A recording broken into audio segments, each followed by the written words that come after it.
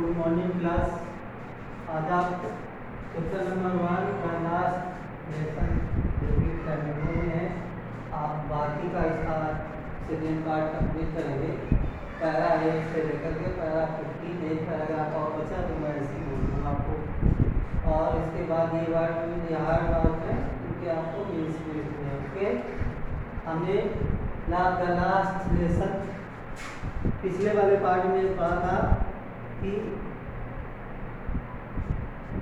Writer में बताता है कि जब उसका एक टीचर जाने वाला होता है जो कि उसने लगभग 40 साल का समय दिया है एक स्कूल में, और उसे वहाँ से जाना है, तो टीचर को जैसे कैसा लगता है, वो जो बच्चा जो बालक जो सोचता है कि अब उसे कैसा लगता है जब वो जा रहा है उसे।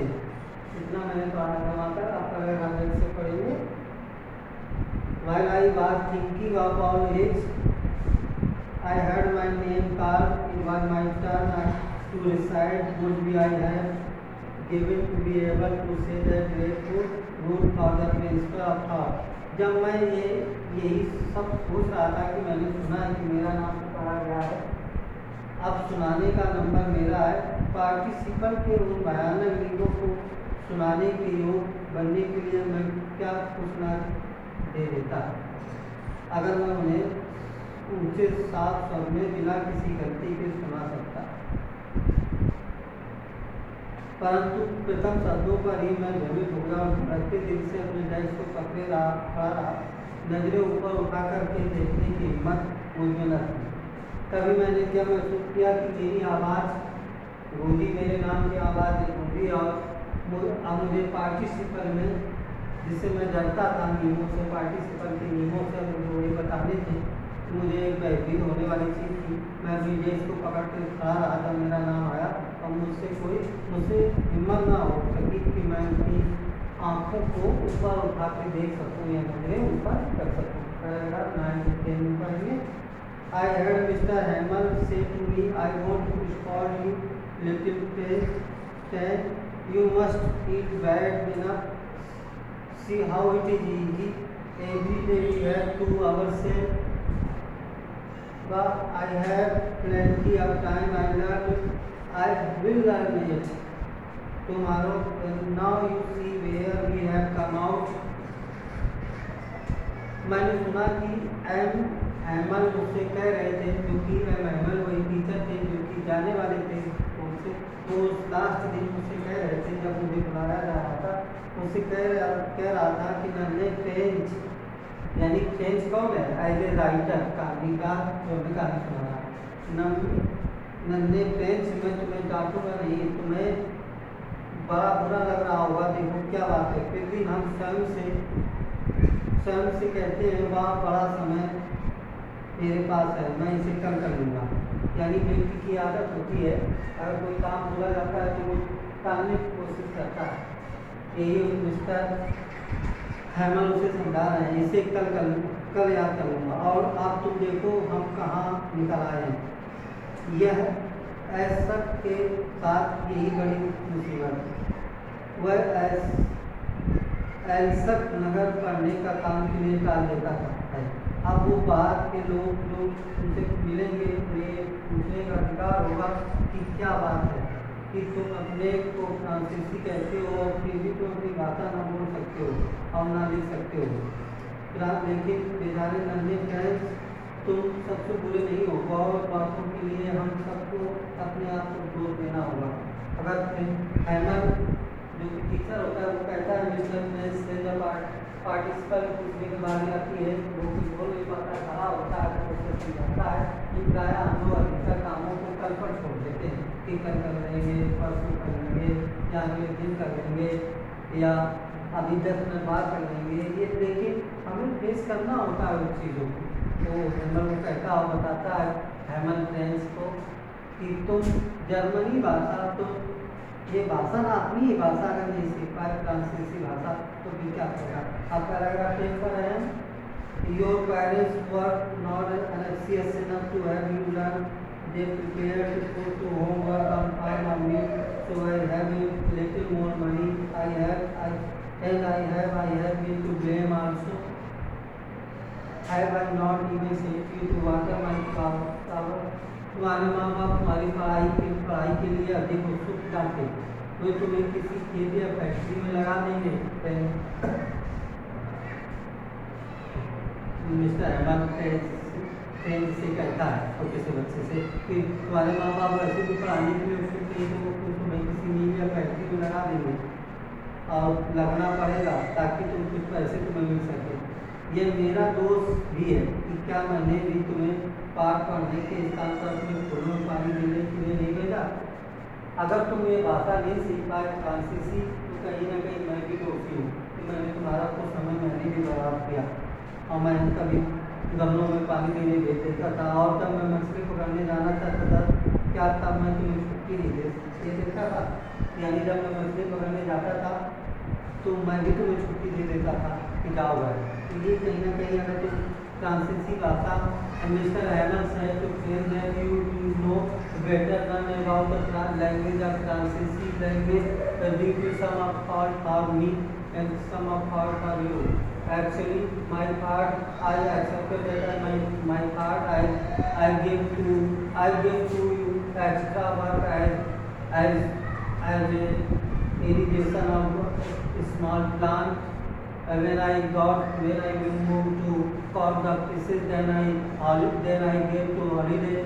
That is the reason that you must time that you destroy, and that the reason that you don't learn better फ्रांसीसी लैंग्वेज। इस तरह से तुमने ये चीज़ें नहीं सीख पा क्योंकि मैंने तुम्हारा ज़्यादातर समय बर्बाद किया। आप पैराग्राफ नंबर 11 पढ़ें। Then from one thing to another, Mr. Hammer went on the top of the pond. French language saying that it was the most beautiful language in the world. That it is the most logical, that we must guard it among us and never forget it, because when people as in a place, as long as they hold fast to their language। फिर एक बात से दूसरी बात निकलती है। Hemant French भाषा की बात करता रहा और कहता रहा कि संसार की सबसे सुंदर भाषा है। कौन सी भाषा? फ्रेंच भाषा संसार की सबसे सुंदर भाषा है, सबसे स्पष्ट और सबसे तर्कसंगत भाषा है कि हमें अपने मत इसकी रक्षा करनी होगी। हम कभी ना भूलें क्योंकि जब किसी समाज को गुलाम बनाया जाता है तो जब तक वे उस समाज के लोग अपनी भाषा को कसकर पकड़े रहते हैं तब तक ऐसा है कि मानो उनके पास अपनी जेल की चाबी है। फिर उसने एक व्याकरण खोली, हेमंत ने एक व्याकरण खोली और हमें हमारा पाठ पढ़कर सुनाया। मैं ये देखकर हैरान था कि मैं उसे किसी तरह समझ रहा था। इससे पहले मैंने उसे कभी इतने अच्छे से नहीं किया। वो छोटा सा फ्रेंच बोलता है, जो भी बोल रहा था कितना आसान लग रहा था, कितना आसान। ये मैं ये भी सोचता हूँ क्योंकि मैंने कभी इतना ध्यान से सुना नहीं था और ये इतने ध्यान से उसने हर बात कभी समझाई भी नहीं थी। कुछ ऐसा लगता था कि वो बेचारा व्यक्ति जो एज ए टीचर आए हेमंत व्यक्ति जाने से पहले अपना सारा ज्ञान मुझे दे जाएगा और एक ही झटके में सारा कुछ हमारे सिरों में भर देना चाहता था। ऐसे वो सीख गया था। अब हम पैराग्राफ 13 पर है। एनेवर से 13 का ही करेंगे। 13 14 हो गया होगा। आफ्टर ग्रामर ये है पैराग्राफ पर है। After the grammar we had a lesson related that day Mr. Hammer and new copies of us। Grammar के बाद हमें लिखना सीखना था। उस दिन मिस्टर हेमर हमारे लिए नई कॉपियाँ लेकर आया था जिन पर सुंदर गोल लिखावट से लिखा गया था फ्रांस अलसे कांस अलसे। ये सब छोटे छोटे झरनों जैसे लग रहे थे और कैसी शांति छा गई थी। कागज के ऊपर पेन के रगड़ की आवाज़ से एकमात्र आवाज़ थी। एक बार कुछ घुघरैले उड़कर अंदर आ गए। वह किसी से भी उनकी ओर ध्यान नहीं दिया, किसी ने मानो ध्यान ही नहीं दिया जो कि घुघरैले हम लोगों पर भी आ गए, क्योंकि हम लोग हेमंत की बातों को आज पहली बार इतने अच्छे से सुन रहे थे क्योंकि वो जाने वाले थे।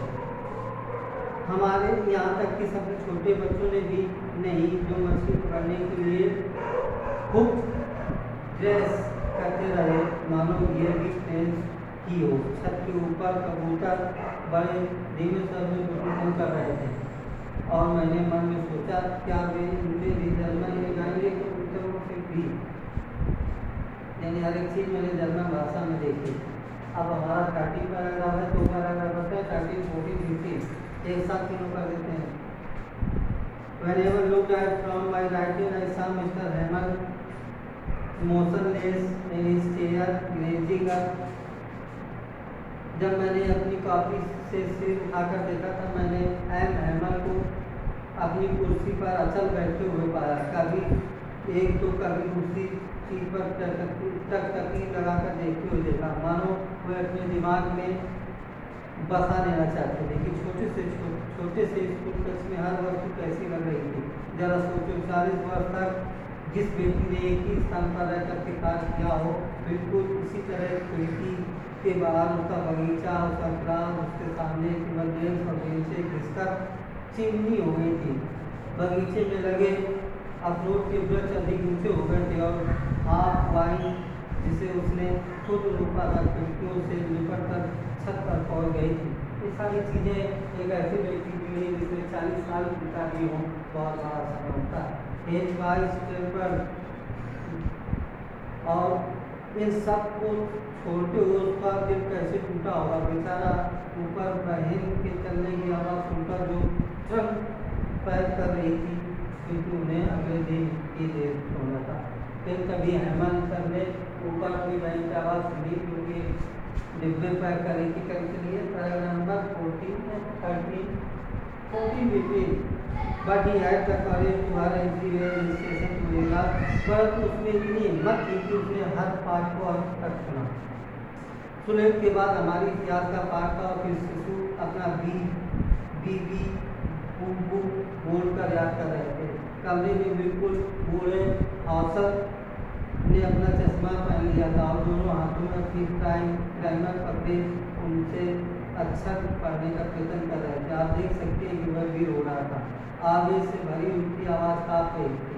उसको देखना ऐसा मनोरंजन हो रहा कि हम सभी हंसना और चलाता गए।